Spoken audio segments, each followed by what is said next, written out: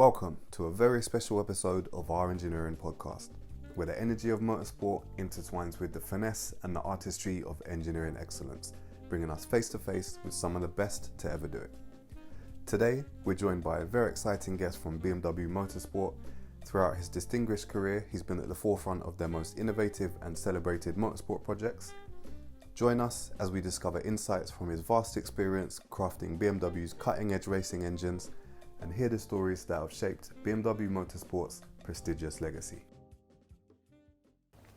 Okay, another episode of the podcast, the Wavy Dynamics podcast, and we're in a bit of an unusual location, or a different location today, because I'm in Munich, and we're at the BMW Classic Museum. As you can see, there's a lot of old BMW motorsport and automotive projects here, and I'm here with Uli, who is the newly retired Chief of Powertrain Design at BMW Motorsport.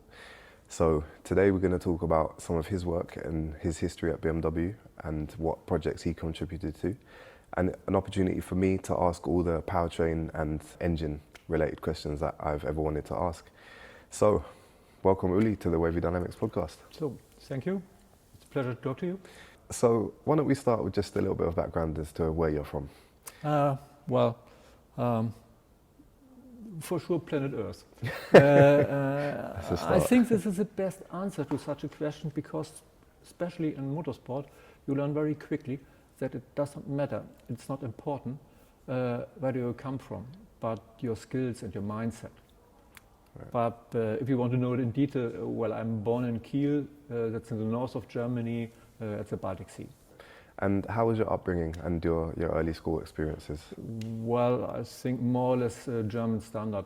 So 4 years of elementary school in Kiel and 9 years, which is normal, of gymnasium or high school. It was a scientific orientated school, but I was tortured with Latin as well, but I forgot everything. Okay, did you have any early interests which were an indication that engineering was something that you wanted to follow as a career? For sure. There were a lot, like photography, like writing, but I think it's important to mention that I grew up in the 60s and 70s, and discovering the space was everywhere. And I was absolutely fascinated by space and rocket technology. So I started to build my own rockets, at least. And I was so lucky that my parents supported me in my interest. For example, my father signed all the orders I did for strange chemicals to build my own rocket engines. And I learned a lot, even more than in school. For example, that's quite important to know something about sinus and cosinus if you like to control the flight of a rocket. Right. And for sure, at the age of 16, motorbikes and engines, starting with a 50cc tune-up and how to make it quicker. Yeah. Okay. So very early, there was a clear pattern in your interest that you were engineer, scientist. Yeah. And so therefore, for me, it's quite clear to study mechanical engineering. Yeah. And after school, I did an internship at a shipyard in Kiel, and this was enormous because I think at the shipyard they built everything by their own. And so I learned everything about metal, machining, forging, heat treatment and so on, and how to prove it. So creeping around in the double floor of the ships to put films for X-ray control on and so on. That was a really good experience, at least. If your parents could have described you at that age, what do you think they would have said? Oh, difficult question. I really don't know. I think a normal teenager, at least. Yes, okay, I had some hobbies at least, and I was so happy to have a small garden house where I can do my chemical experiments and so on, because my parents thought I think it's better than to blow up the house, at least. But from that point of view, especially I think with motorbiking and so on, I think it was quite normal. Okay. And so at what point did you discover motorsport, and when did you choose that to be your career? Well, usually, okay, I was interested in motorsport all the time, and especially at that time with those brilliant drivers like Jackie Stewart, Graham Hill, or Niki Lauda, or whatever else. But I was not engaged in motorsport that early. At the university, after the first terms, I concentrated on engines, turbines, transmissions and design techniques. But there I had the first contact because at the Institute of Turbines we had the order of BMW to improve turbochargers. Okay. And so that was my first contact with BMW Motorsport, and they really hired me before I finished university to be a junior designer at BMW Motorsport. It was very exciting. Yeah, I'm sure. Wow. So that was your first job, and that was like an internship, or no? That was after university. When I finished my study to be a mechanical engineer, I directly started in Formula One in '86 at BMW Motorsport, not far away from here. Yeah. 1 kilometer. Yeah. At that time called BMW Motorsport Company. And so what was that like as a fresh graduate, finding yourself designing Formula One engines? How was that experience? At least I became very quickly a member of the team. It was a not that big and tight family, at least, and they were very open. It was absolutely brilliant. There was no kind of training program or something like that. At the first day, my boss showed me the company, which was not big, 70 people, including 6 design engineers. And then he showed me a first problem. I think it was a support for the control valves of the wastegate, which got loose time by time. And he told me, solve it. And so I started to investigate it, did some small ideas, talking with other people, doing a layout, detailed drawings, went over to the mechanical workshop, talking to the chief mech. 2 days later, I got the parts. Next day on the dyno, and maybe next week on track. Yeah. And I think this is the most interesting and fascinating point of motorsport. You can be creative, and it will be done, and you see it. Yes. It's nothing for the drawer. Yeah, that's exactly why I like motorsport personally. What were the qualities that made you great in that kind of environment? So creativity, of course, is one of them. Determination. Well, indeed, first a kind of an inner spirit to be creative. Yeah, that's right. But for sure, a proper education at university with all the basics what you need is important. And especially I think that was for me the point that I had a quite good university in Hanover at the time, and to know about the mechanics, about thermodynamics, about kinematic, at least about production techniques and design techniques, and so on. And for sure, to improve things all the time. Never be satisfied, but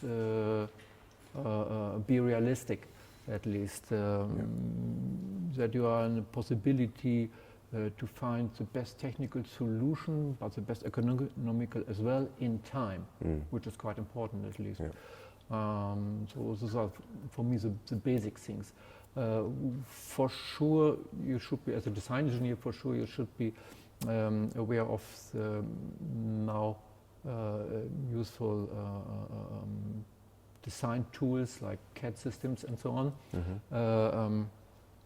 Because when I started on the drawing board, at least, and you have to be open to use new tools.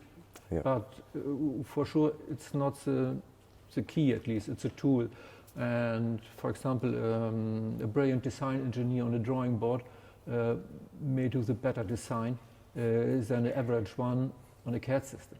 So that was your first role, a design engineer, Yes. and I guess you quickly progressed. Yeah, there was one important step for me. I think I was working for BMW Motorsport, I think only for 6 months, when there was a quite big interruption because the board of BMW decided to step out Formula One at the end of the '86 season.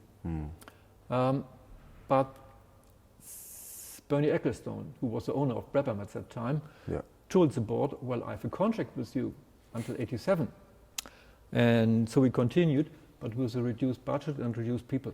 Okay. And so in the end of '87, I and another colleague were the only designers working on Formula One at the time. And Paul Roche, the famous technical head of BMW Motorsport, founded a small group to continue with technical, with Formula One techniques at least, and I was a member of this group, and this was absolutely brilliant. Yeah. So we started to create a new Formula One car. It was a car really, it's not only the engine. Okay. I was responsible, well not responsible, I was the design engineer for the engine together with Paul Roche, who was make drawings by himself, and another colleague, Fritz Witzenwenger. I think he was a designer of the BMW K-series engines. Okay. And so we started from that point of view. 9 people in the group, and it was a more or less underground team, hidden, not shown in the BMW organization, paid out of a special budget from the board. And this was absolutely crazy time, at least because you can't do everything, and you have to do everything because we are such a small group. I was not only the designer, I have to do testings as well, I have to do simulations, program, project management and so on. Wow, that must have been cool. Yeah, and we started to, because I think we did engines following the new rules from '89. That means 3.5 liter engines, natural aspirated.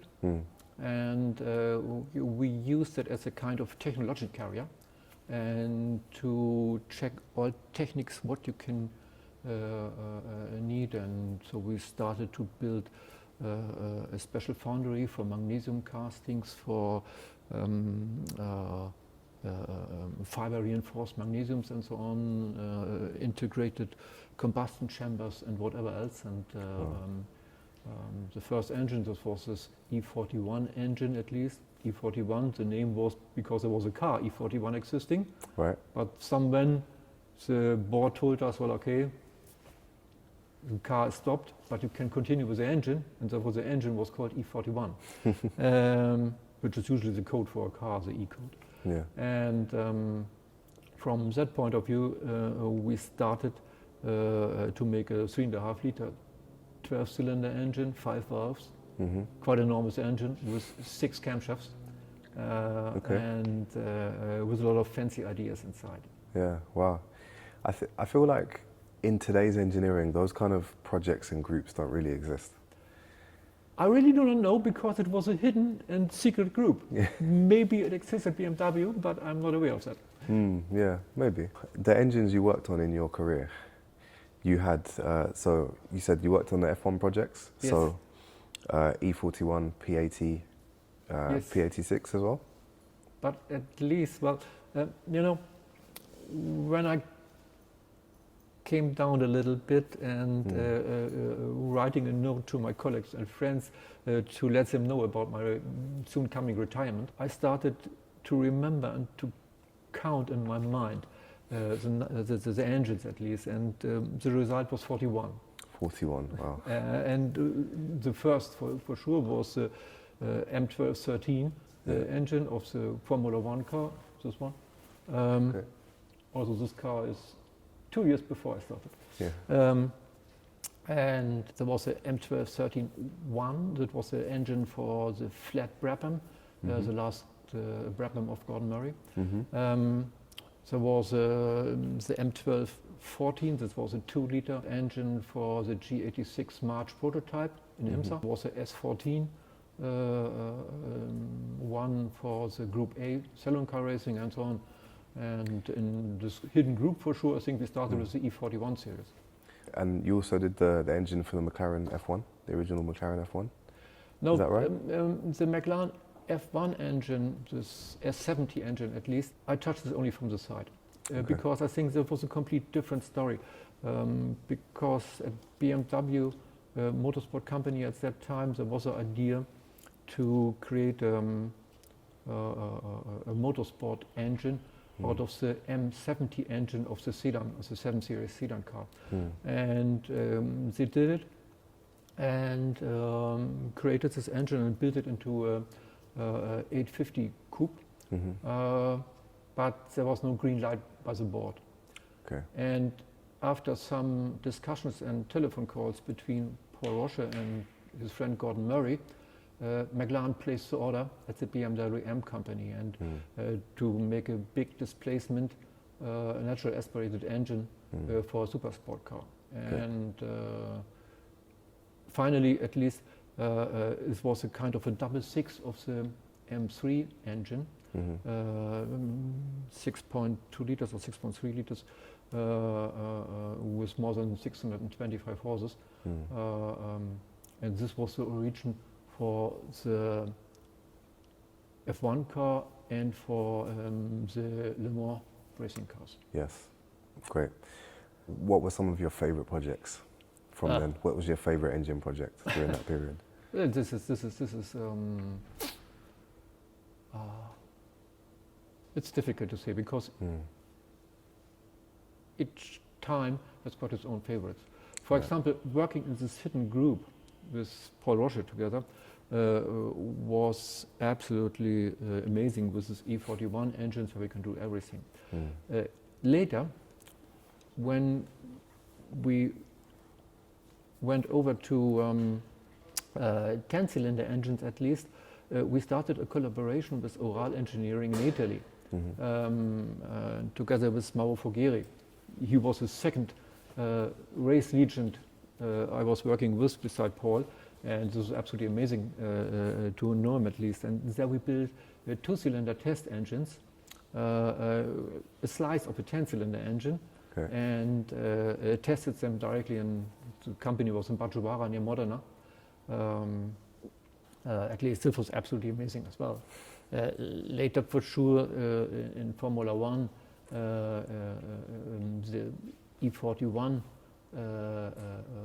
was great the first season. I think nobody believes that we could win something or that we are out of competition because you have absolutely no experience and so on. And the first race in Melbourne was absolutely amazing when when Ralf Schumacher finished third,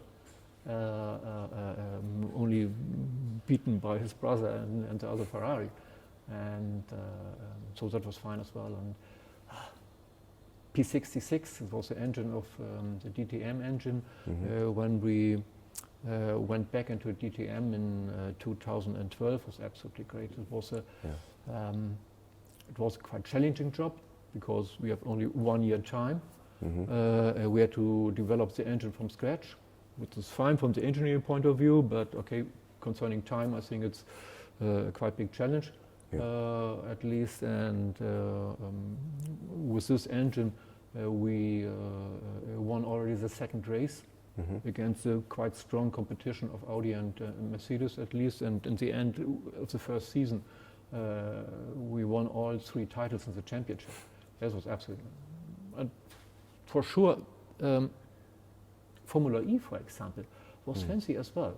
For Formula E, I did with my team the transmission and completely new requirements. A transmission from 34,000 RPM down to 2,000 at least, and with efficiency of more than 99%. That was absolutely great. And for sure, finally, to get the chance to make this engine for the LMDH car was great as well. Which is how we met. Yep.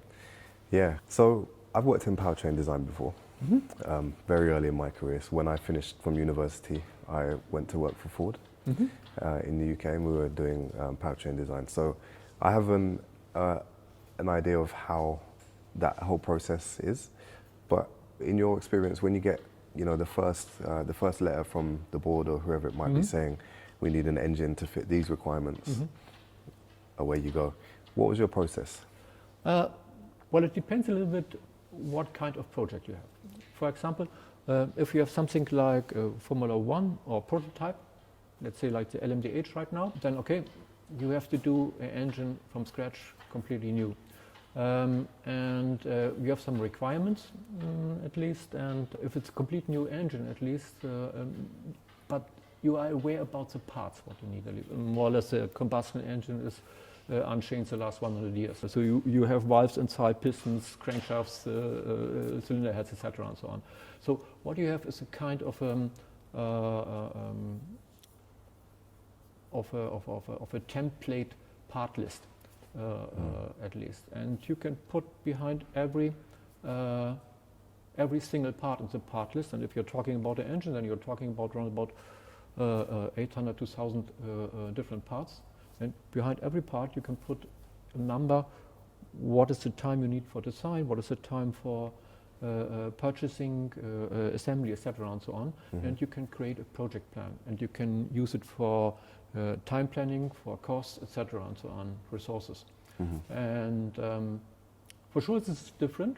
Yep. If you have an engine for a Group A or a GT3 car, when you are starting with the existing engine, then the number of parts, what you have to do is different. And that means you have to separate between creating an engine in one shot or in two steps. And for example, if you're starting with an engine in 2 steps and you, with a completely new engine, usually you have 2 steps. So you make a Mark I engine, checking out all the technical questions, etc. and so on, and then a Mark II engine to develop it, to make it race ready. And if you have a GT3 engine, then usually you have a lot of components already quite proven in the production car, and you can check, can you overtake it or not, and what you have to do new. For example, for the most of the GT3 cars, for example, what we really need is a new oil system, a dry sump system and so on, because the G-forces are much higher than on the production car,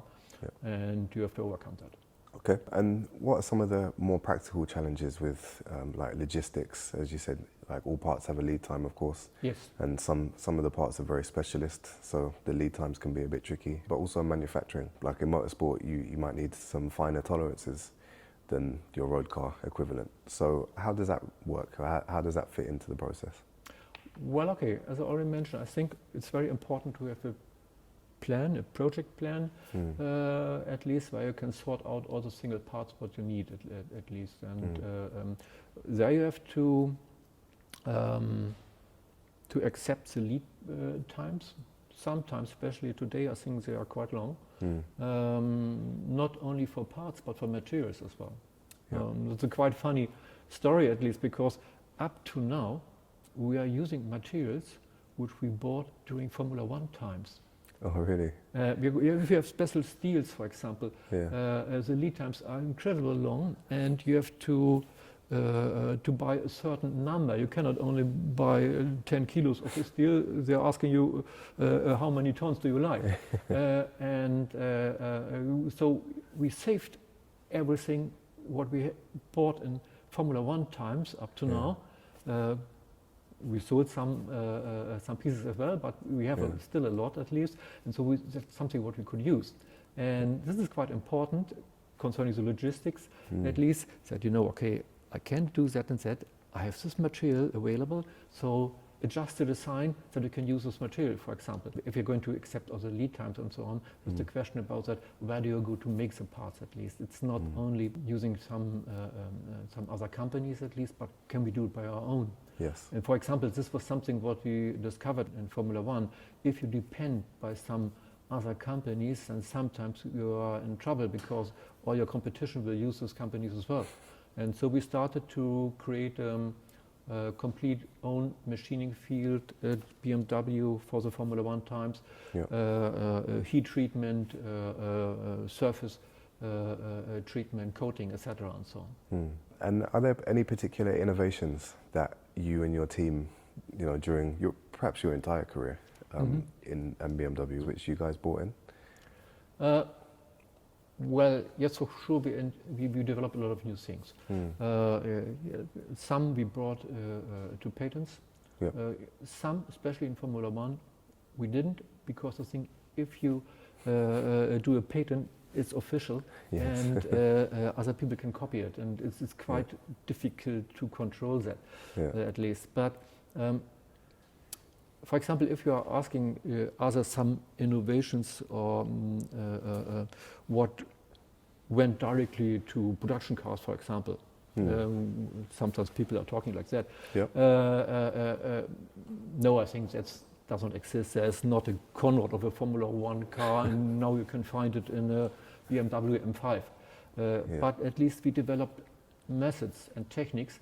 For example, thin wall castings with our foundry in Landshut, high strength aluminium castings and so on, which were used later, for example, to build high stress diesel engines.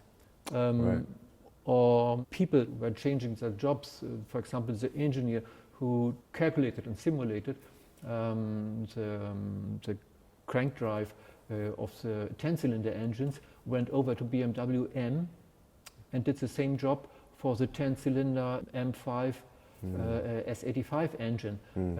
So he took over all his experience. And I think this is something, how you can integrate innovations and methods into production cars. Yeah, it's interesting.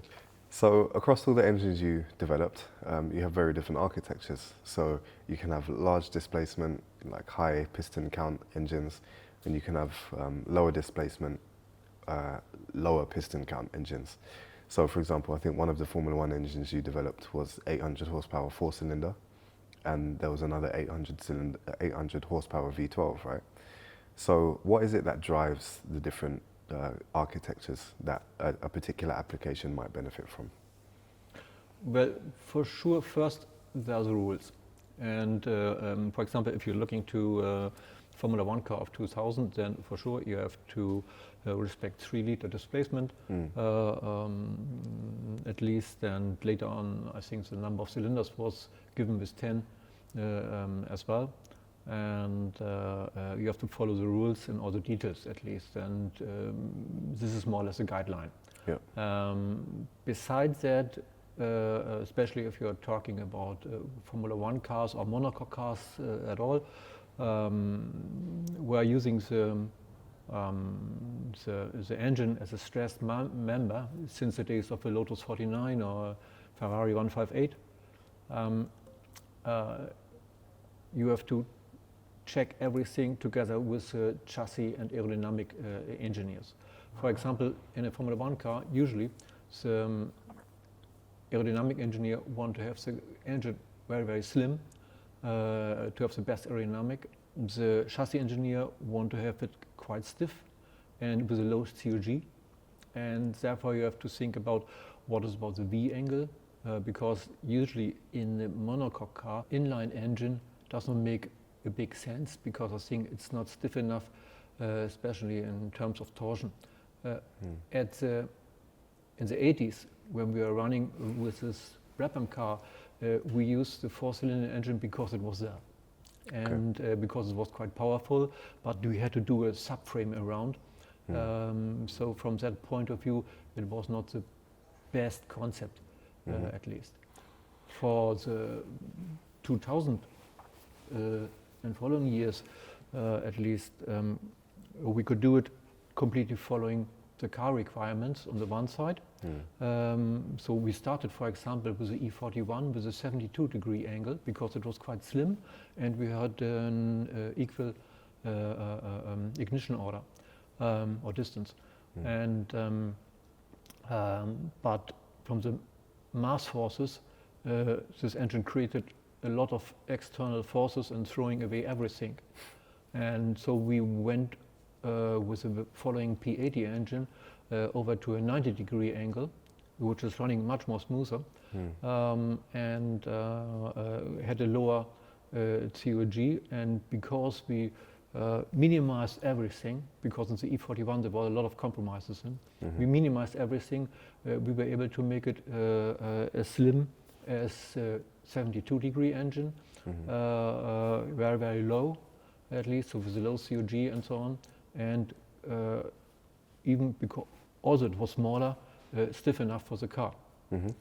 And this is completely different if you're talking about saloon car racing, at least where the engine is not a stressed member inside. And sometimes chassis itself is not robust enough to survive the engine vibrations. Okay. You mentioned there the difference in, was it firing order you were referring to with the different V angles? Yes. What is the influence of the V angle and firing order? Well, okay, V angle and number of cylinders at least create some possible and four-stroke engine principle creates a certain number of firing orders. Right. And usually we simulated all the different versions what are possible at least, and at least then you choose the best one in terms of power and vibrations. Right. So that's not a big secret. So those are your two metrics really, yeah. Power and vibration. Yeah. And out of all the possibilities, there's usually one which is, would you end up with one which is best for power and not so good for vibrations, and maybe a compromise? Usually it was a compromise about that, yes. Okay. One thing I've always wondered is that, especially in V8 engines, you can have a flat plane and cross plane. And that also determines the firing order quite heavily, right? What are the main differences between the two? Well, okay, in that case we're talking only about V8 engines.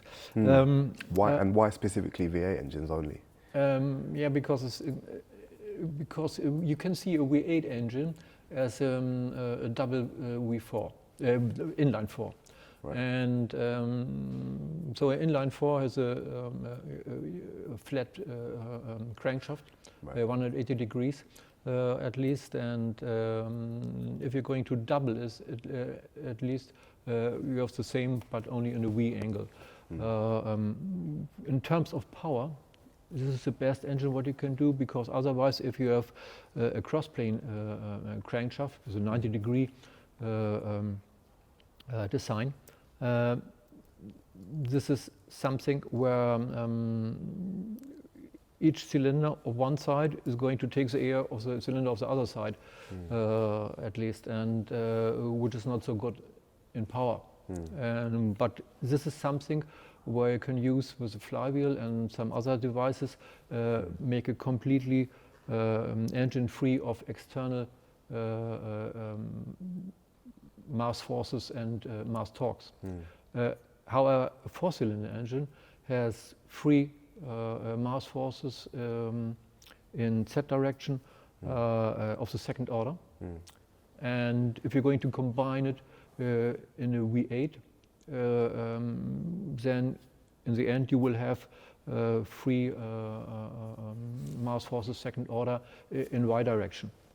And so it's shaking a lot, at least. And so, for example, if you're talking about the engine like what we have in the GT E-car, you're getting free forces of around about 25 kilonewtons, something like that, second order. So it's a very, very uncomfortable vibration. If you build a race car, it has to respect this external forces at least, and so this is a quite big challenge for the chassis designer. And sometimes it does not work, and sometimes we know this as well, and then you have to decouple the engine inside the race car, and you cannot use it as a stressed member anymore. So this is something what can work in a touring car, but never in a monocoque car.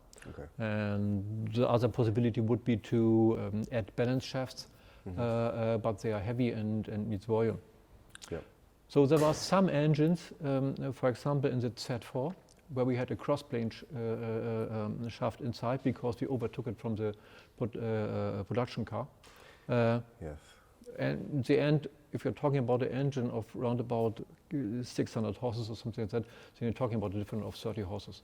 Mm. In flat plane versus cross Yeah.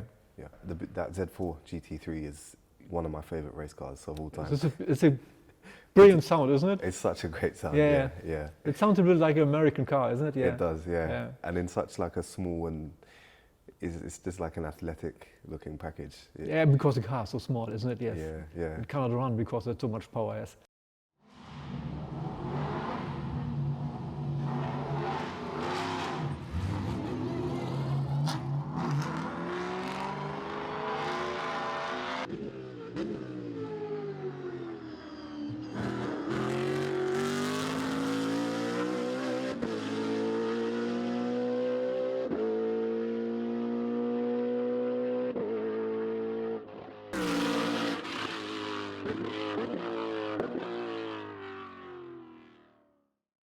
Yeah, it's a shame that we don't really see those designs anymore, but Yeah. it was- I hope we will have something like that in future again, because I think now the cars, if you're looking now to the GT3 cars, they are so enormous, big yeah. and huge and so on. And Yeah. if you're going to compare it, for example, with an old BMW E30 Group A car, it's like a toy. Yeah, yeah, for sure. Going back to what you were saying about second order.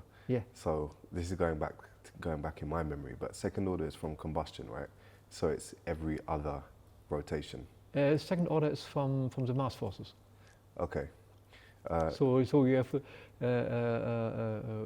the pistons going up and down, 4 cylinders in a row, and they're creating of second order. That means if you're running an engine with let's say at 7,500 RPM, so around about 125 hertz, you will get vibrations of 250 hertz. Yes, right. Okay.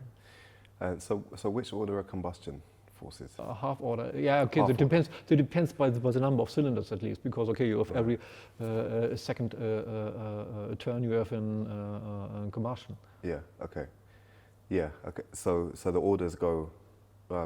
If it's first order, it's once every revolution. Yeah. Second order is twice every revolution. Yes. Yeah. Right. Okay. Clear. Just on combustion cycles. So with gasoline engines, you've got the Otto cycle. Yeah. Also the Atkinson cycle? Well, the Otto cycle, which is more or less a combination out of the equi-space and equi-pressure cycle, at least is not that worse. Okay. Atkinson is better in terms of efficiency, but a real Atkinson process is quite complicated from the mechanical point of view.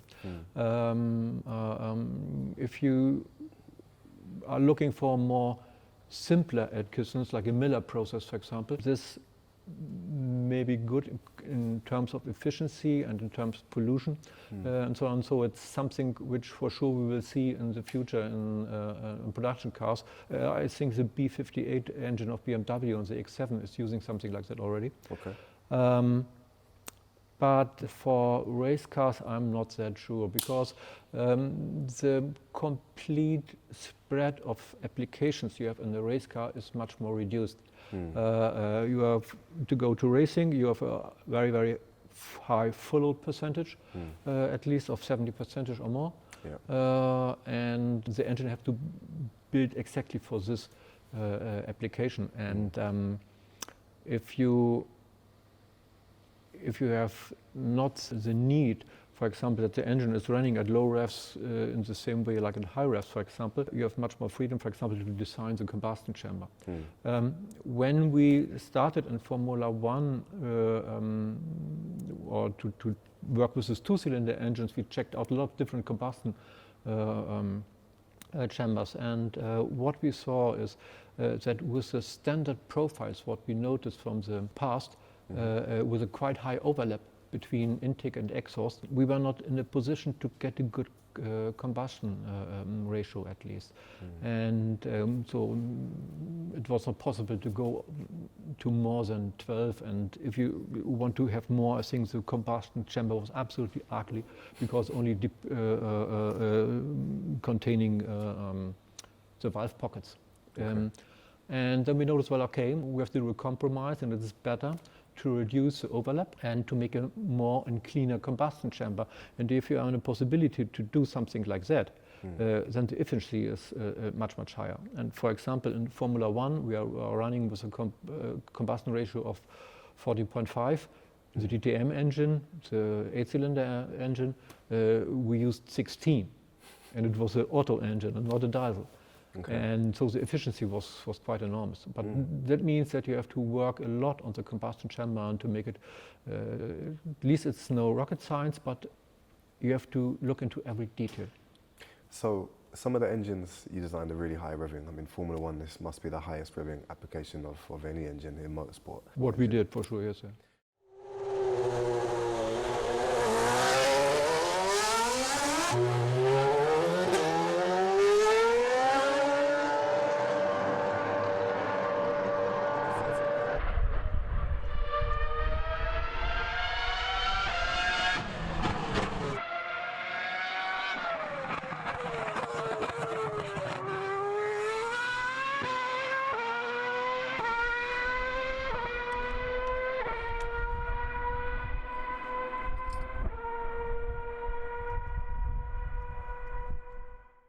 As I understand it, some of the biggest challenges the high piston speeds and also getting the intake system, the valve system to function correctly. What's the significance of piston speeds in the design of an engine like this?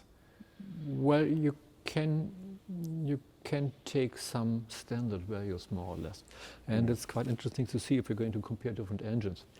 For example, when we started with the E41 12-cylinder engine, it's got a bore of 85 millimeter and a stroke of, I guess it was 51.3. And the engine was designed for 15,000 RPM at that time. Okay. So the average speed was around about 25, 26 meters per second. Right. For the piston, maximum was around about 40. And what is important as well, the acceleration of the piston was around about 8,000 Gs. And later, the P84, this is the engine inside this car, was running up to 19,300 RPM, 950 horses, at least. At this car, we had a bore of 96 millimeter and 41.4 stroke. And it's quite funny to see that the medium piston speed is more or less the same, 27 meters per second. The top speed as well, around about 42 or 44. Acceleration was higher, around about 10,000 G. But this is something what we could overcome with some more advanced piston designs and to save some weight in the piston, which is quite important because the piston was getting quite big with this 96 mil. And the next thing is think about the ratio between the conrod and the stroke, at least, so that the forces inside the piston are not that high. And so that is something what we did to overcome the challenges for the piston, at least. Valvetrain for sure is a different point. It's a more critical thing, at least. So when we started with E41, we still worked with steel springs. We did a lot of investigation with steel springs, conical shapes, and so on. For sure, saving weight is important. So working with titanium valves, very, very tiny finger followers instead of bucket tappets, checking different materials. Also, we noted that, for example, ceramics for the valve train is quite nice, but never works. But the key, at least, is a valve return system. That means the spring or another system. So we even had a look into Desmo systems. Ducati is quite successful with that. But so we did a design for the E41 for the 12-cylinder engine with a Desmo drive. But we noted quite well that with cam profiles we like to have, that the closing cam will be a problem because you are getting so high contact pressures that it will not work. Right. And that means you have to soften your profile, which we don't want.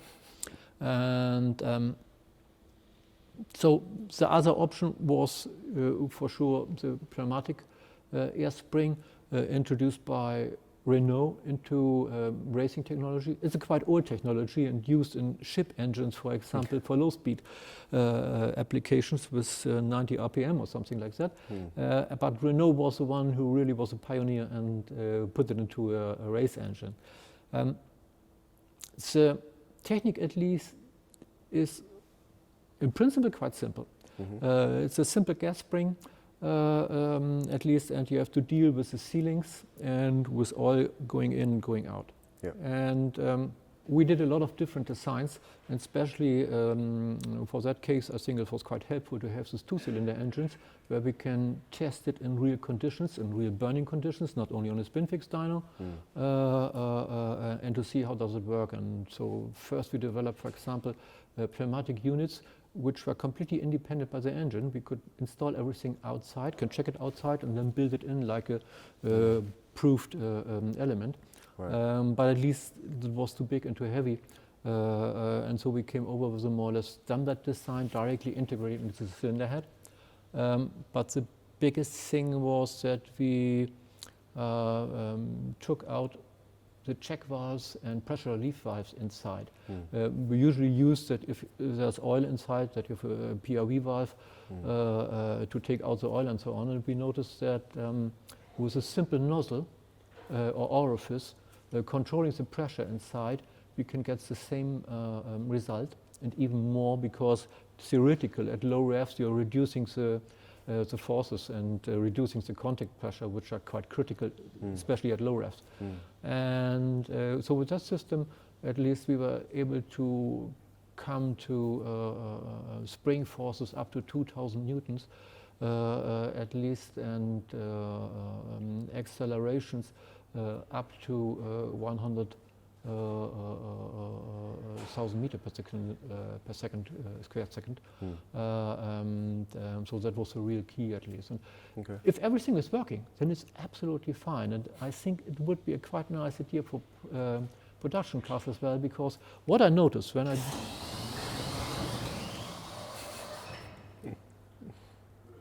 well, I never heard such a loud door. No.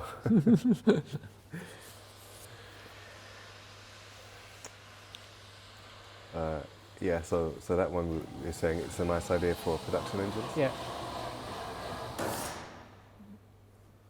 Okay. So it's even a quite nice idea for production engine, because besides that, on the one side it's simple.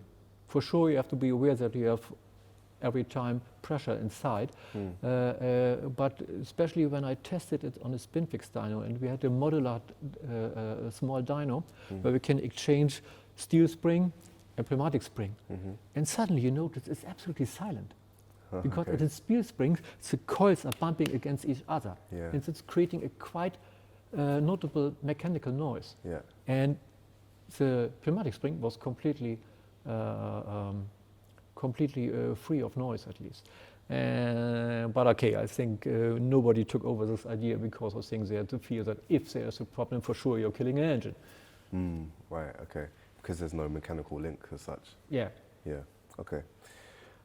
So the rationale between having such high revving engines is that you can design them smaller, right? Because you can get so many combustion events in a given time. You can get real high power engines with very small displacements. Is that right? Yes, at least. But again, it's a question of the rules, at least. So if you are, if you have given 3 liters displacement, and that's it, the only way to make power is More to go revs. higher with the revs. Okay, for sure. Okay, reducing friction, etc., and so on, and improving the combustion. I think that's standard. But if you then want to have more power, you need more revs at least. And that means, okay, you have to adjust the engine to it. You have to adjust the ports, the gas exchange, and so on, that it's working at its high revs. So you ended up with engines like what we had in the 2000 years with the 10 cylinders. Do you ever, so on the subject of vibrations, do you ever have, do you ever find that you reach like resonant conditions? Maybe not for the engine itself, but just for the body in general, with such high frequencies? Like the structure of the chassis, for example, you have a small, very high revving engine with a lot of high frequency vibration. Yeah, okay. Well, at least on the one, if you have the engine as the generator for the vibrations, it's one thing. The other thing is what will respond inside the car. And if you have parts inside with the same natural frequency like the engine, then you will have a problem. For example, what we discussed before was this flat plane crankshafts, at least at the V8 engine. And if you're running an engine, let's say at 12,000 RPM, so we have 200 RPM each second, 400 hertz would be the second order. If you have parts inside the car with a natural frequency of 400 hertz, then you have a problem. At least, and that's something what you can avoid by adjusting the parts to a different natural frequency. With stiffer brackets and... Stiffer brackets, damping systems, whatever else. Yeah. Make it light up. Only to remove the natural frequency, I think that's important. Okay, high power and drivability. So, I work in race engineering, where the driver's experience of the engine has quite an impact in the lap time they're able to deliver. Being able to apply the power smoothly is really important, but from what I understand, the more extreme the engine is, and somewhat even the air-fuel ratio has an influence on how the engine can deliver its power. So what are your experiences or thoughts on that?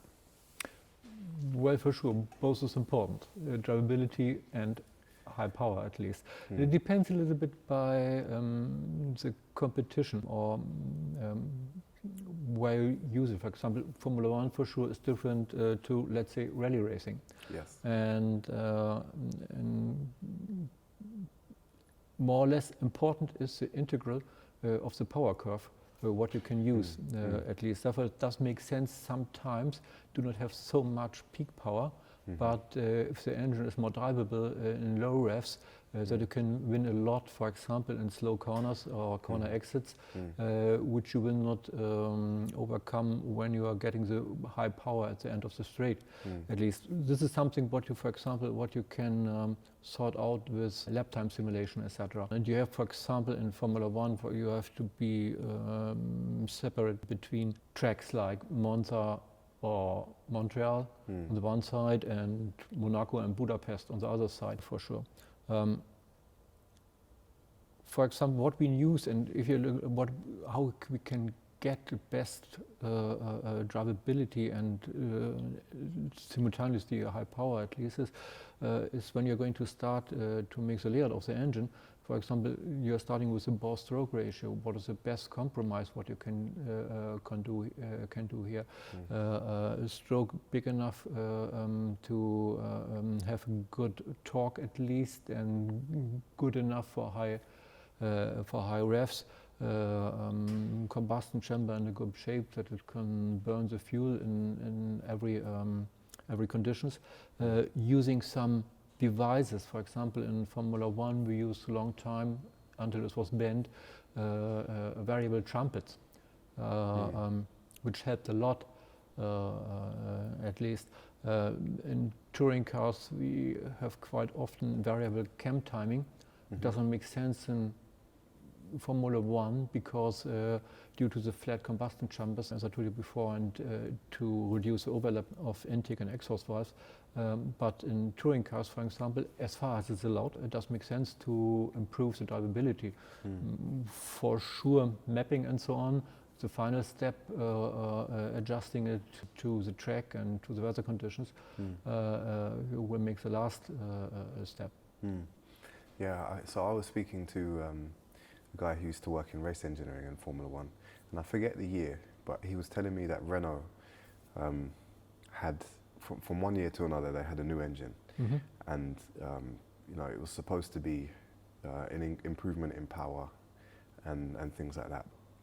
The engine was actually producing less power. The new engine was producing less peak power. Less peak power, but then was finding lap time because it was more drivable. Yep. So it can be quite a big influence in performance. Yeah, for sure. I think that's absolutely right. And I guess there's a question about it. How you can use the integral at least, and especially I think it's a point of the driver as well. Is the driver able to use such a peaky engine? For example, this car here, the BT52, at least driven by Nelson Piquet. I think he was one of the few guys who really could work with this engine, because at that engine you had the power coming at 8,000 RPM, below was nothing, and at 10,500 this was over, at least, and that's and that was with a age-shifted 5-speed gearbox, and so you need absolutely brilliant drivers who are able to do that. And if you make the life for the driver easier, and this is, for example, quite interesting if you're looking to rally racing. We did in 2011 the World Rally Car with a Mini Countryman, and we had some trouble with a butterfly, because this has to be a commercial part, and we bought some different ones, and there was nothing in the BMW portfolio. So if the driver is losing confidence, especially in rally racing, because he's controlling and steering the car with a pedal as well, and he's racing like that, and here at the right side the wall and left side is nothing, then he must be absolutely confident in that what the engine is doing and what he like to have, because if he's losing confidence, he's too slow. Yeah, of course. Now I want to just talk about efficiency and thermal efficiency, combustion efficiency, mechanical efficiency. These are all important for an engine, but thermal efficiency really is the ability to extract the maximum amount of power from the fuel you put in as it passes through, combustion, through the driveline. So how much did you prioritize that in your engine design projects? Well,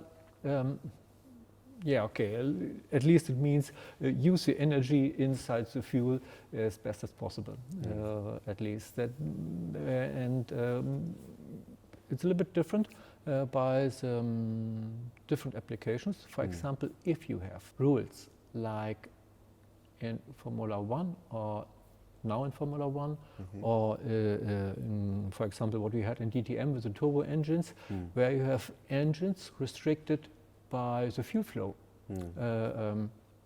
then for sure you have to create an absolutely efficient engine, because that means at least you have more power.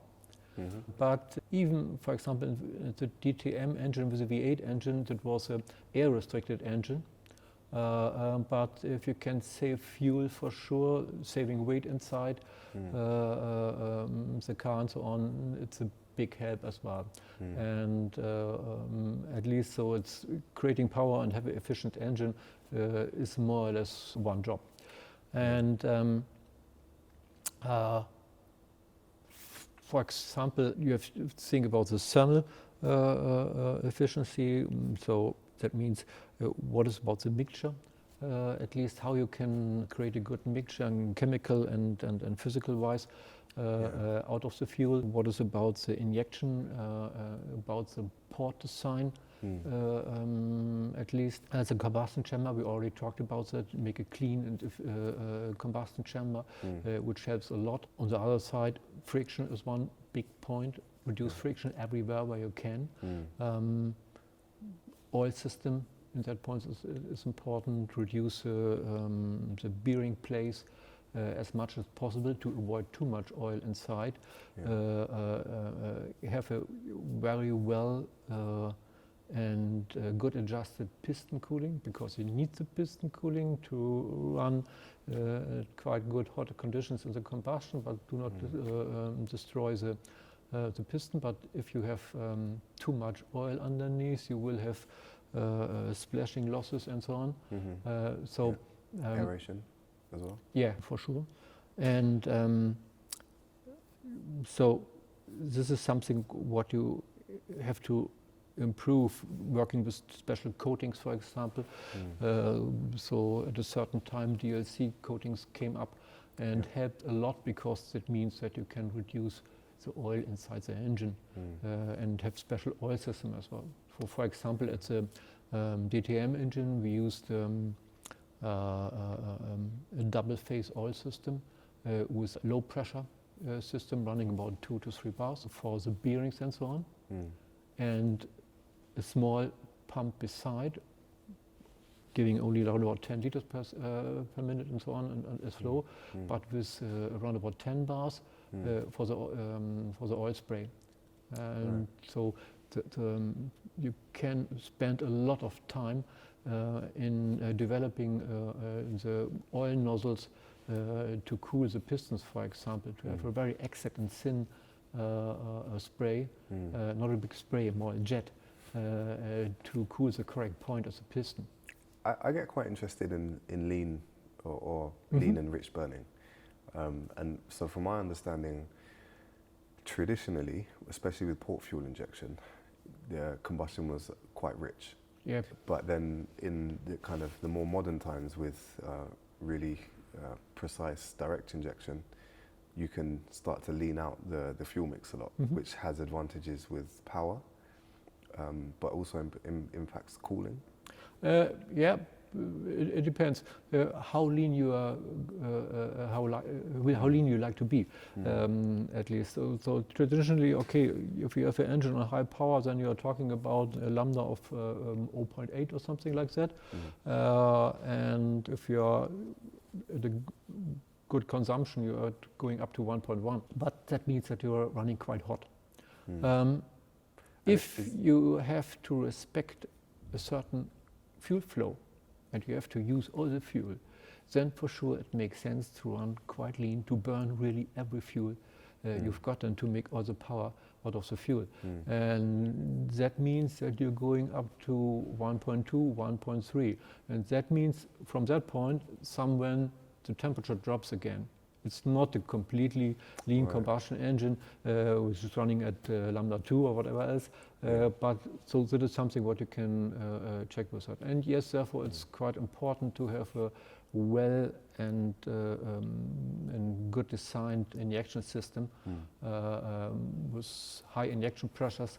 Even the BMW production engines are running now with 350 bars injection pressure, which is good for efficiency and for pollution as well.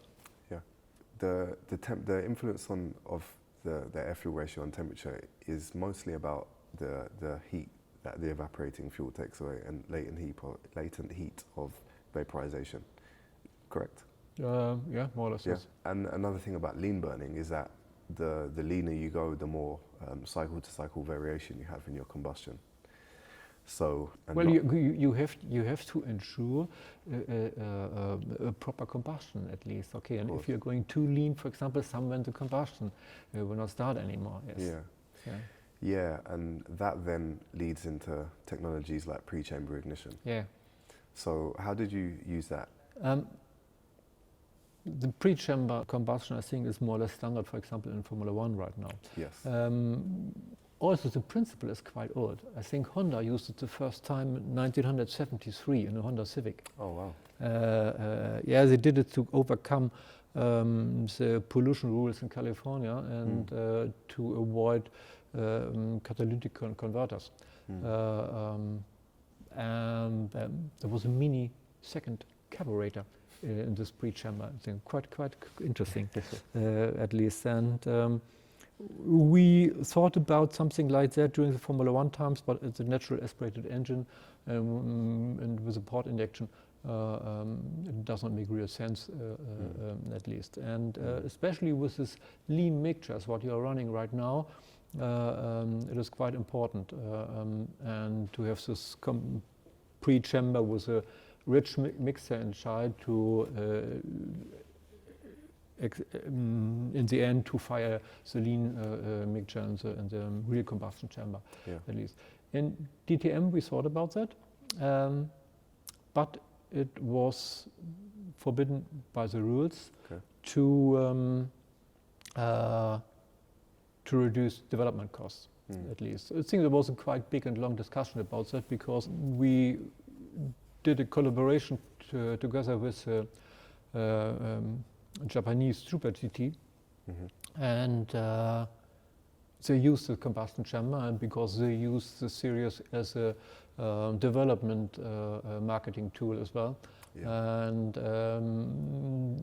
internally at the ITR there was a fear that then the costs are getting so high that it's not that attractive for the competitors, at least. From the technical point of view, it would be great, at least, but especially, I think, if you're looking into new laws, I guess today, I think the European Parliament decided about the EU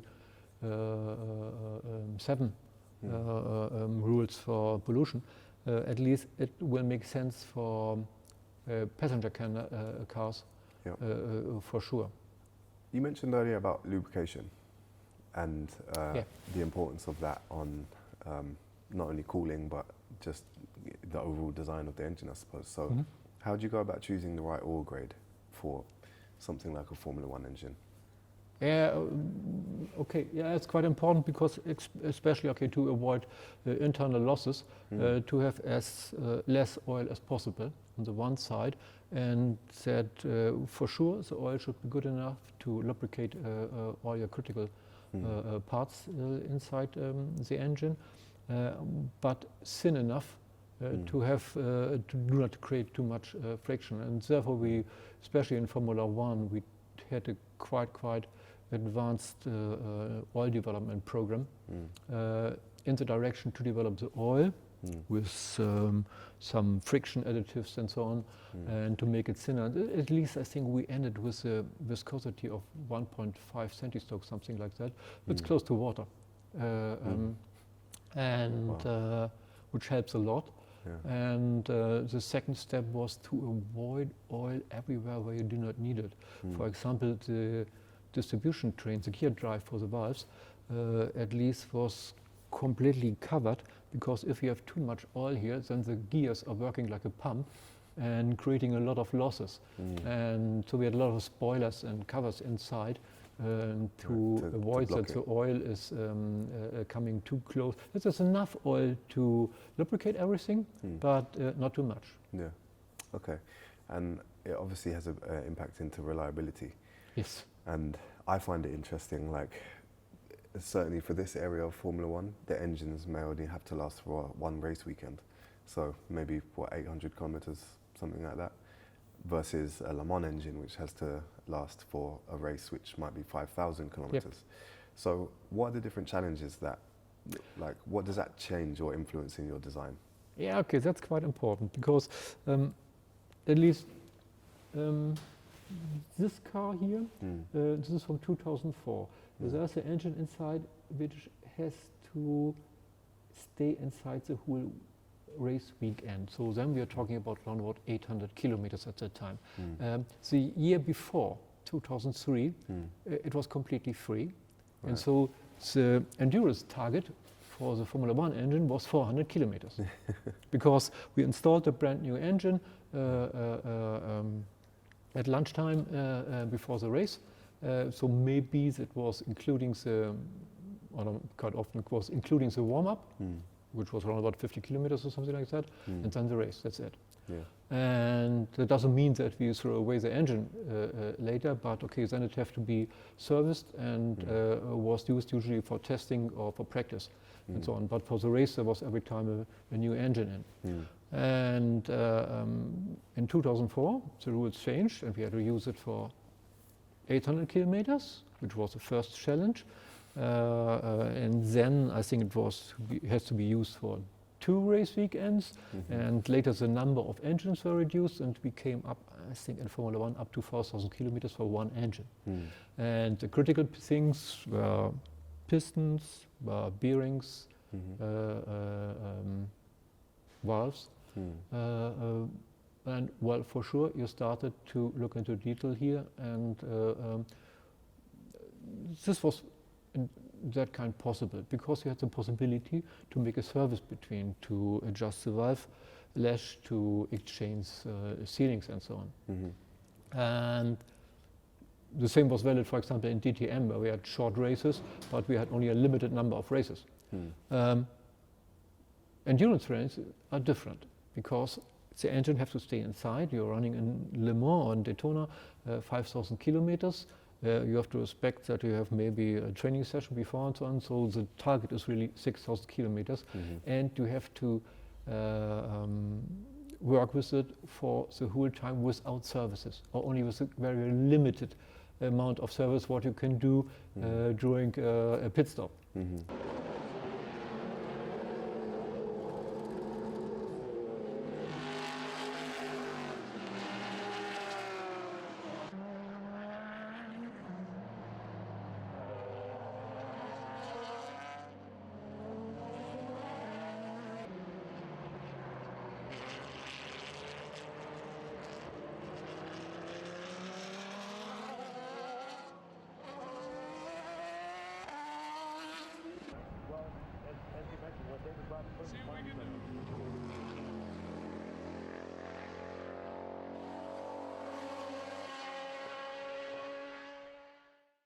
And this is it. So you are checking, okay, that's for example, the cylinder head gaskets have to be good enough to survive this complete time.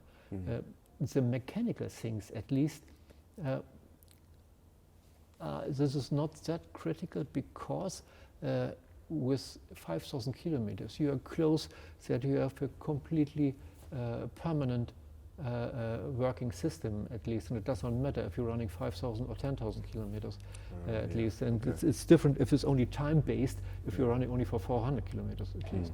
But, for example, especially, okay, now LMDH, there are some special challenges inside, and sometimes you notice, okay, here could something happen, or here could something happen, and this is something what you can check by simulation, calculation on the one side, and you can check it very well on the dyno, because especially with a dynamic dyno, you have more or less perfect simulation of a race or a completely race season,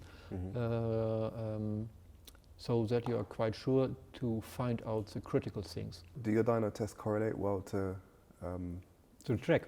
Yeah, because I work with CFD and also lap time simulations, and sometimes, well, in CFD a lot, but in lap time simulations, the correlation between, you know, a lot of the various factors that you're simulating isn't quite right. So with the engine dyno, it's quite good. Yeah, I think that this was absolutely brilliant.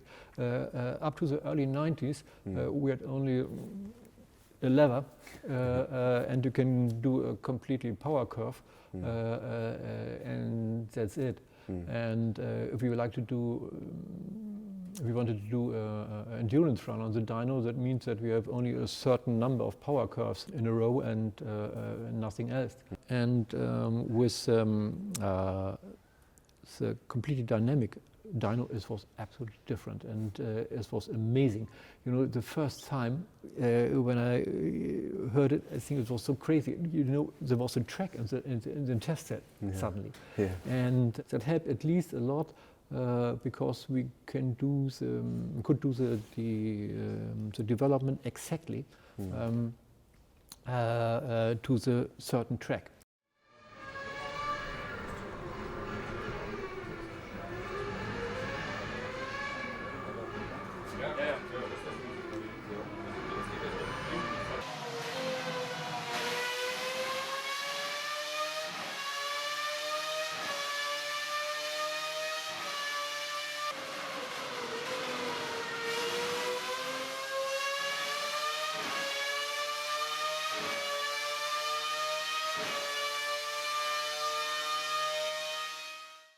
So this helped a lot, at least because now we could simulate the complete race on the dyno. Yeah. And that means that we could reduce the endurance track time, at least this helps for sure the chassis engineers to develop the chassis.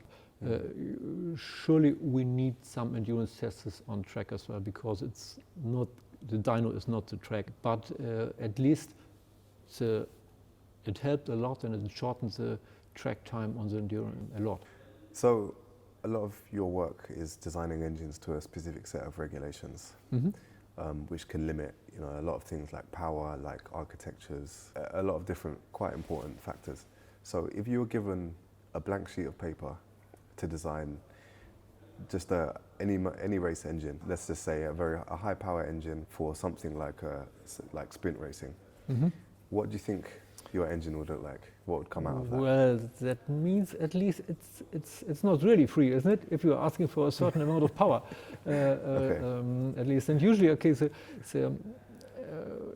because you will have this question every time. Okay, you are doing an engine at least, and okay, what should be the power output, or at least, and this is a kind of a boundary condition what you have to respect at least. For sure. And but okay.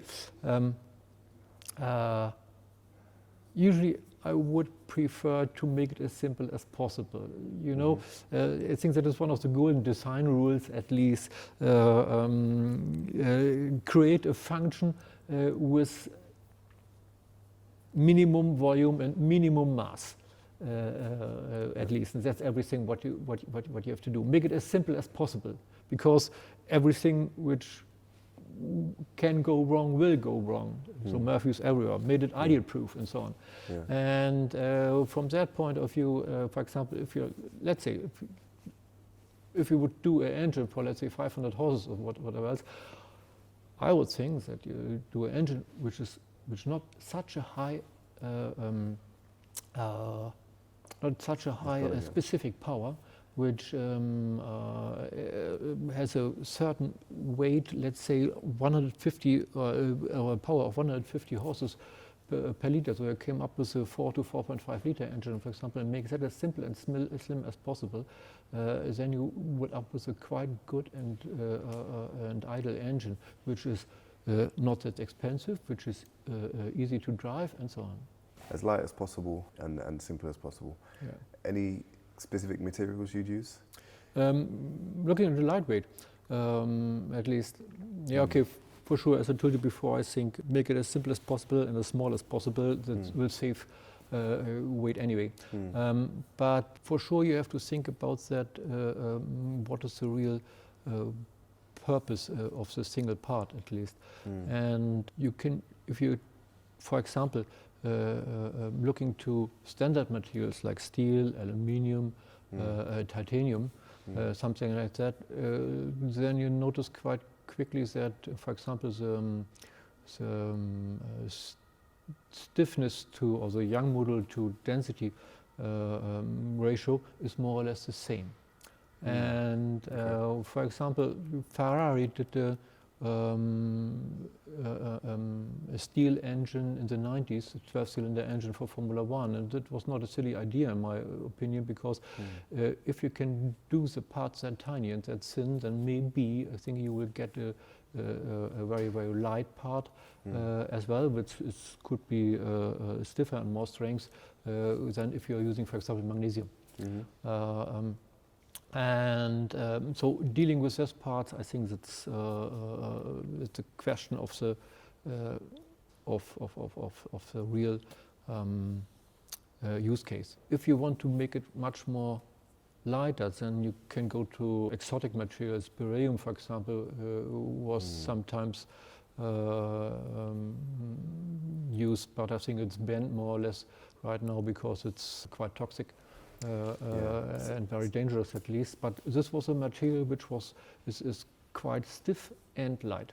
Ceramic, for example, is something like that. It's quite critical to use, and it's banned for a lot of use cases. Carbon fiber, for sure, wherever you can use, will help a lot. And you also I found a document that you had published some time ago with your colleagues. I believe it was about the engine development in Formula One over the decades. Yeah. And something in there was mentioned about metal matrix composites. Yes.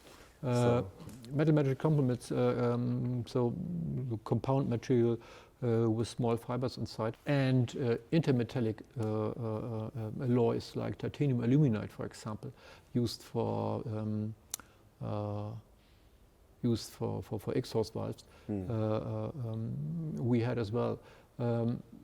There was, because those parts are quite expensive, and it's quite, especially metal matrix composites are very, very tricky to machine.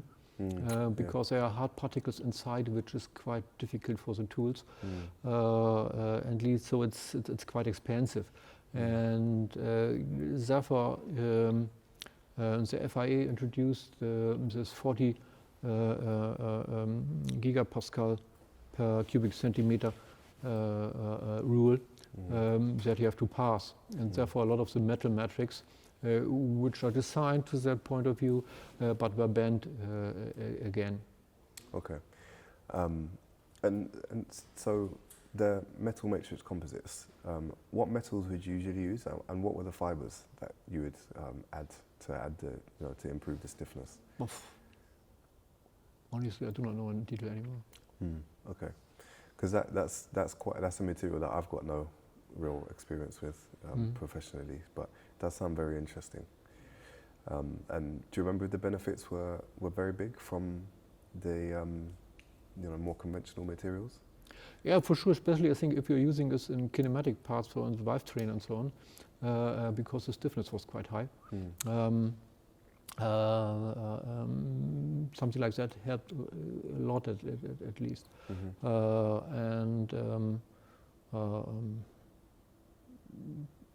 Not MMC, but for example, titanium aluminide was a quite big step, because it was very light on the one side. It was something between aluminium and titanium, and stiff on the other side, and very, very heat resistant. But with the rules running the engine for a longer time, I think they were not in discussion anymore, and they were bloody expensive. I think we paid more or less 700 euros for one valve or something like that. Really? Yeah. Wow. So obviously over the years, since you started in the 80s, design has evolved. The approach to design, the things you can do with the technologies available. What would you say the main changes are through the years? I guess simulation is a lot more widely used. Yeah, for sure. Well, from the design point of view, well, okay, when I started with work, I was working on a drawing board,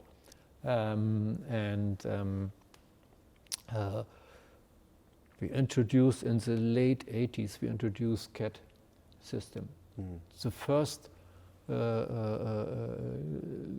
system were more or less like drawing on a computer.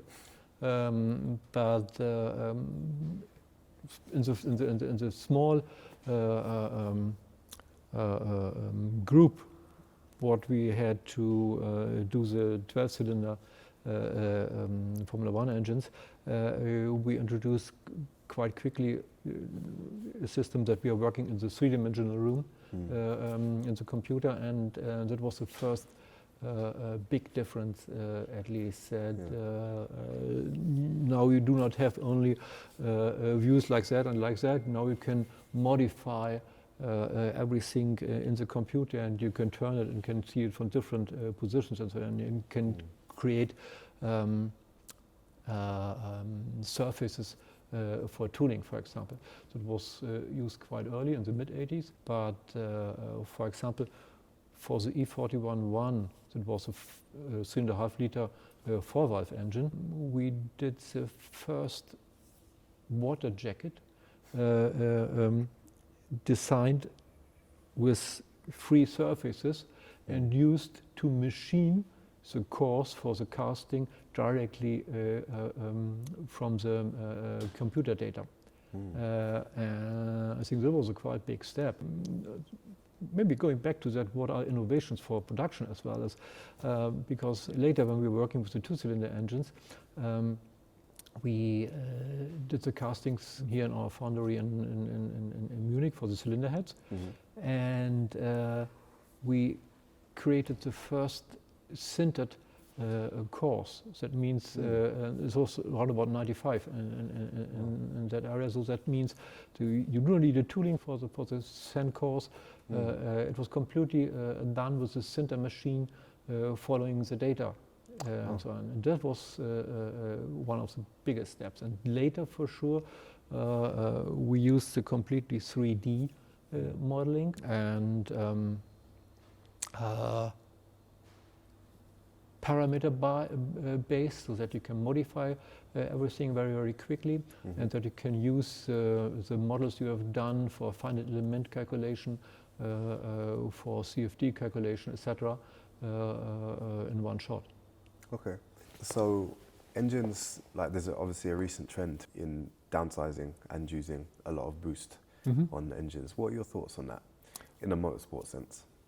Well, for example, when we had a look which kind of engine we are using for LMDH, there was a quite big spread of possibilities. And for example, we had this inline four-cylinder engine, P48 engine, was used in DTM.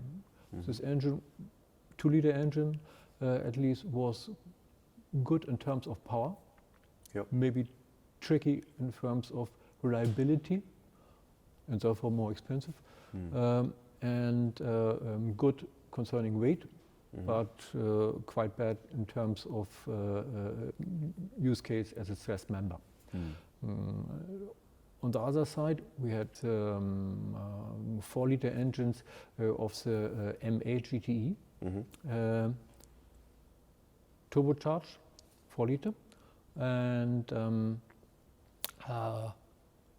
which was too heavy and too long. We were thinking about a V6 cylinder engine, completely brand new, brilliant idea, but not in our budget. And looking, for example, for a natural aspirated engine, in my opinion, that would not be such a silly idea, because I think we took our DTM engine, the V8, and enlarged it to around about 5 to 5.5 liters, because there was a limit of 10,000 RPM in the LMDH rules. And but we noticed then we have to create more or less a completely new engine, at least new crankshaft, new block, at least conrods, etc., distribution train, and so on. So that was out of our budget as well. And in the end, we ended with this DTM engine with more or less added turbochargers at least. And this is something what you can say concerning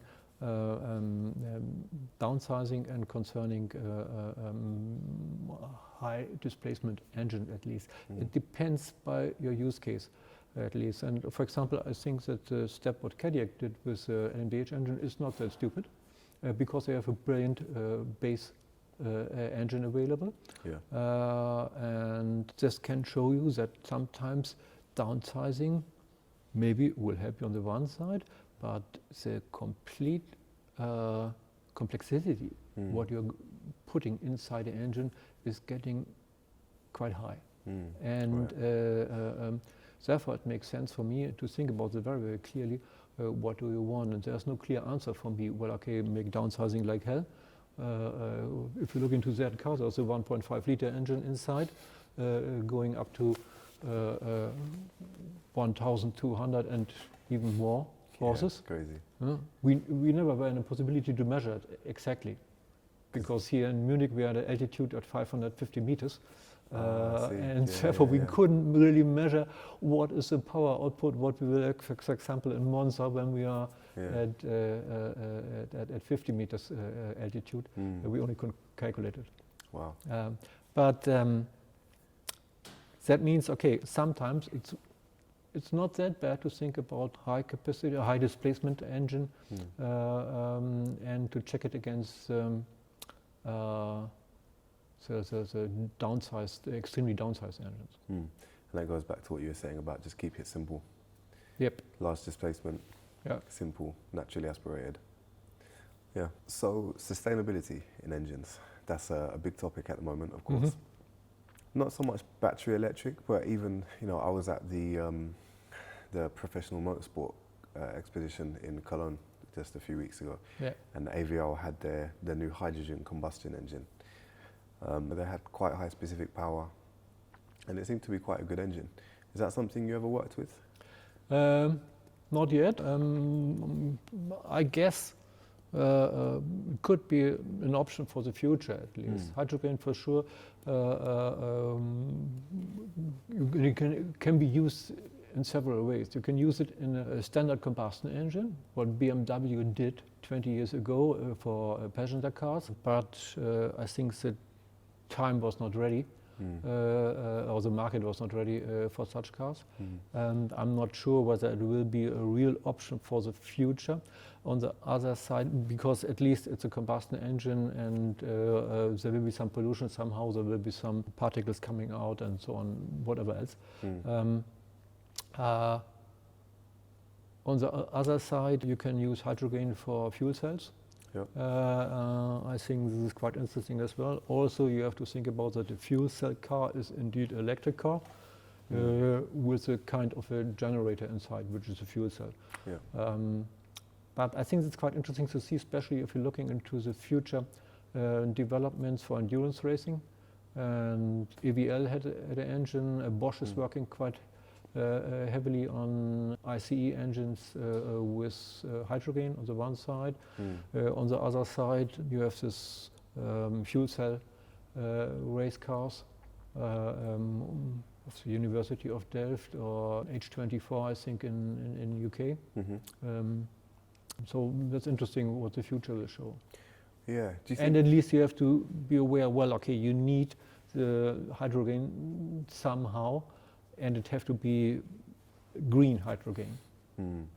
Yeah, that's quite a tough problem to get into, right? Because traditionally, at least, hydrogen you need a lot of energy to produce it.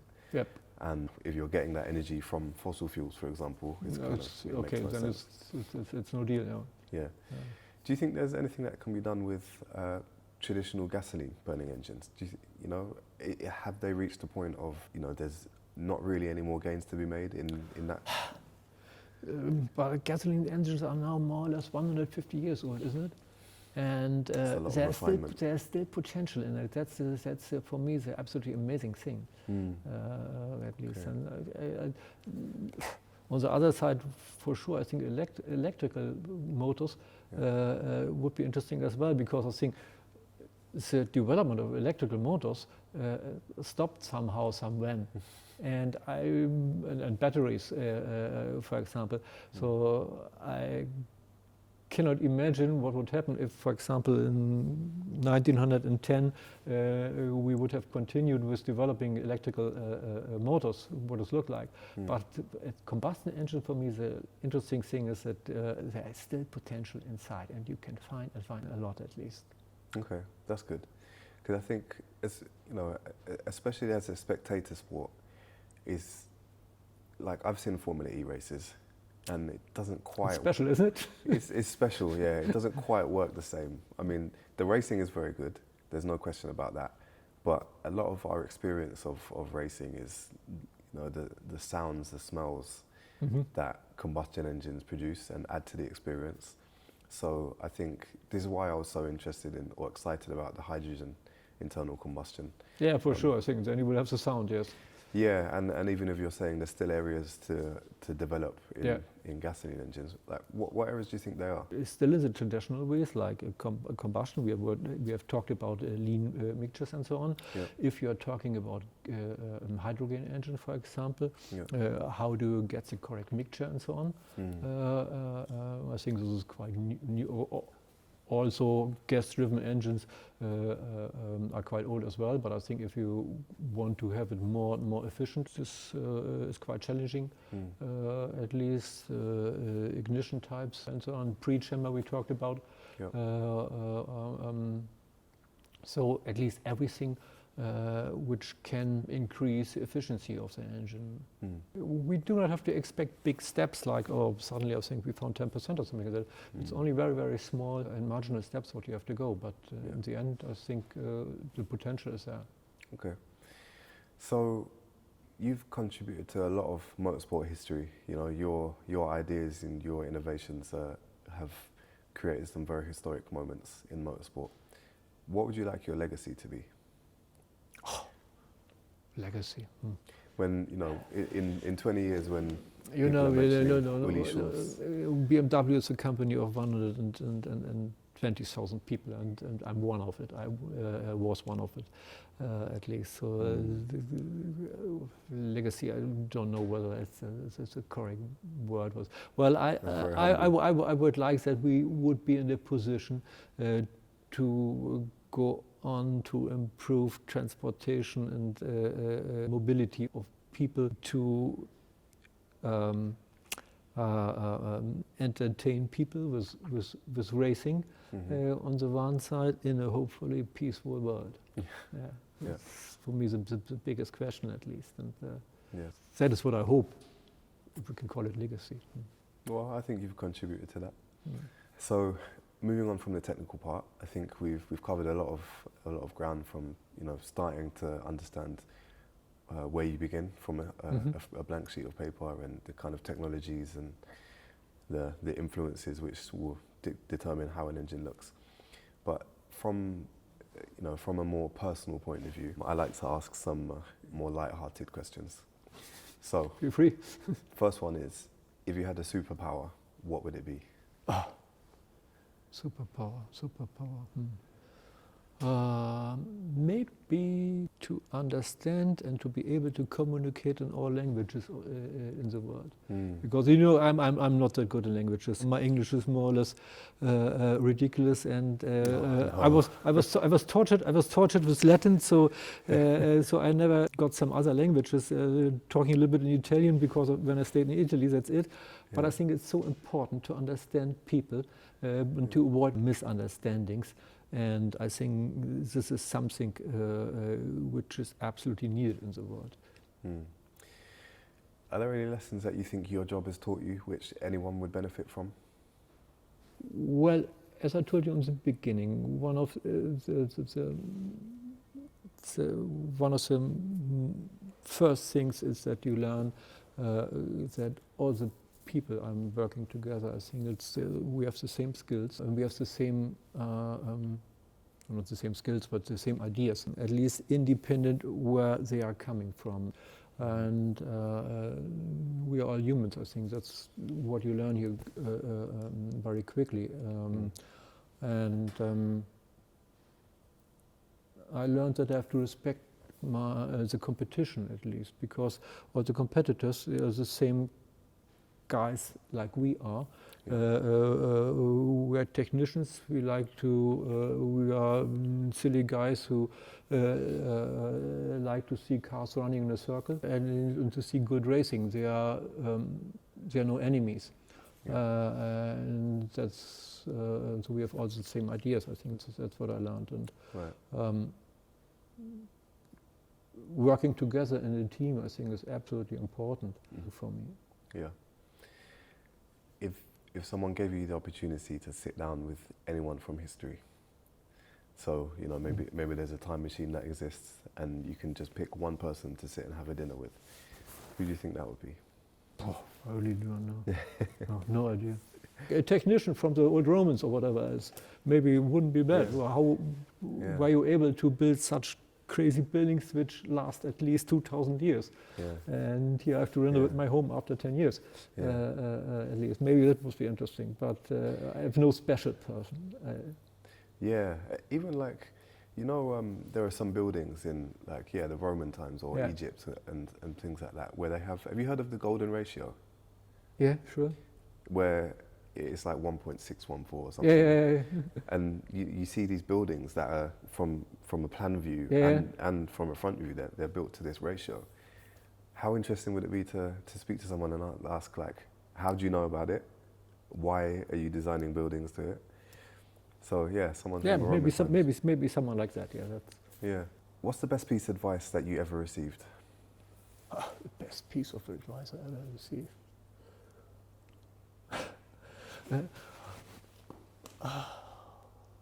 I know some sentences from my former boss, Paul Rosche. Am Anfang war die Mittellinie. In the beginning there was a center line. Yeah, okay, that's fair. Wo etwas ist, kann nichts anderes sein. Where there is something, nothing else could be. Very important for a designer. Yes. An der Ketten kannst du Kuh anhängen. You can hang on a cow on a chain. Means that was his opinion about chain-driven valve trains. Very strong. No, but okay, that's a little bit joking. One of the advices I've learned by my own, more or less at least, is that stay open and be open to all the people working with you. Yeah, that's. I think that's pretty important in a team. What do you do for fun? What do I do for fun? Yeah. Now, so you're newly retired, right? Some months ago. So now you have a lot more time than you would have previously had. Yeah, okay. So leisure time, at least, yes. Some sports, biking, motorbike. I love to paint, paintings. Okay.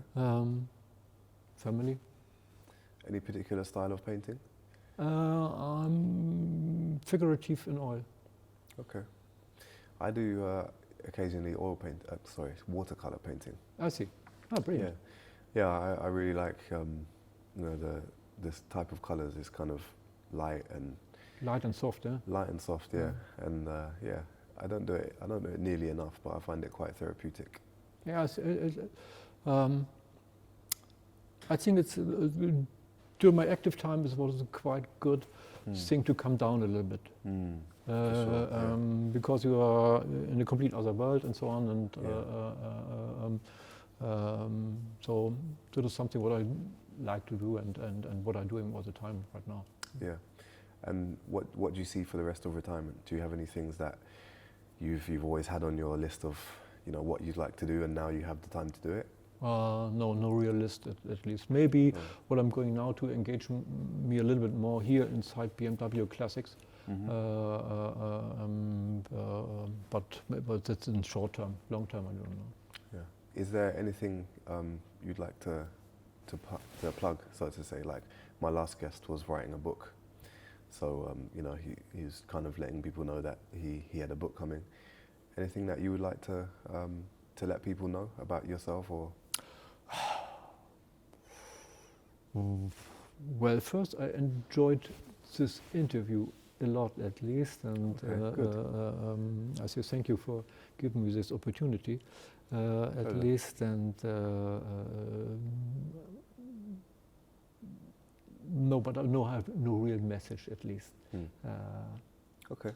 Well, I've enjoyed it as well. It's, as I said before, these are opportunities for me to ask all the questions that I may have wanted to ask, and it's really great to learn from someone who's working at the top for so many years, and I think my viewers will appreciate it as well. So thank you a lot for taking the time, and it was a really interesting conversation. Yeah, you're welcome. It was a pleasure for me. Yes, great. Thank you. Thank you, Uli. Okay.